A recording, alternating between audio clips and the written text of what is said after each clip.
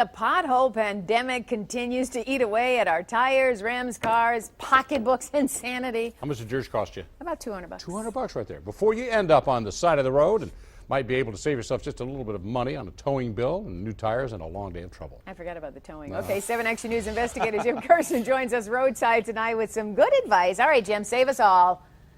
Carolyn and Stephen, take a look. This is Greenfield north of 9 Mile. This side of the road looks more like the surface of the moon. If your rubber meets this road or one like it, here's what you need to look for. Go to your tire close up. Look on both sides of the sidewall. If you see a dimple, that means this tire is about to blow. Bubble on the side of my tire, and they were brand new. So I had to come back to Bell Tire and get a new one. Unfortunately, they prorated it for me. It was only $20. That was in January. He's back again today with another slow leak. The good news, if there is any, he was able to drive here. Look for dimples on the sidewalls of your tires, both sides. You'll see that looks like somebody hit a nice pothole or a curb. They bent the wheel, and there's actually like a bulge sticking out of the tire. What can happen is eventually, if you see this tire here, it actually blew out on the customer, and it actually the big cut there. You don't have to look far to see how the pandemic has driven us from the road. Here to the rescue. It's so bad you should know you may not get out of here in a day. Among other things, a growing number of tires are on back order. Sometimes it's a 2-day turnaround to get their wheel fixed or replaced.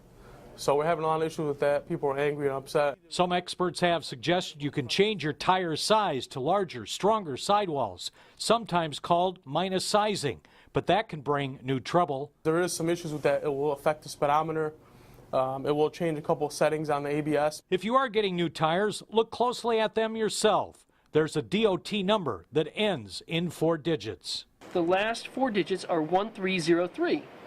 That means this tire was made in the 13th week of 2003. The Mraz family in the Cleveland area says their son bought a tire that appeared to be brand new, but it was really 12 years old. There's no words to describe your loss of your only son. Our sister station in Cleveland found this is a nationwide problem with 252 incidents, 233 fatalities, and 300 injuries over the last 20 years, all involving tires that were more than 6 years old. A tire can look virtually brand new, but be a significant hazard because the internal materials have degraded and they're not visible. Now here's another live look at this number. Look for DOT and the last 4 digits on this tire. It says 3510. That means this was made the 35th week of 2010. That came out of Cleveland, but that can happen anywhere. So if you're buying a new tire because of potholes, do yourself a favor, look up that number. There's no law preventing tire stores from selling those older tires if they haven't been on the road as new. Stephen, Carolyn? Wow, but we should have, a 14? Yeah, well, the newer the better, but I was amazed. I never knew that. I've been buying tires for a year. I had no idea that you could find that on there.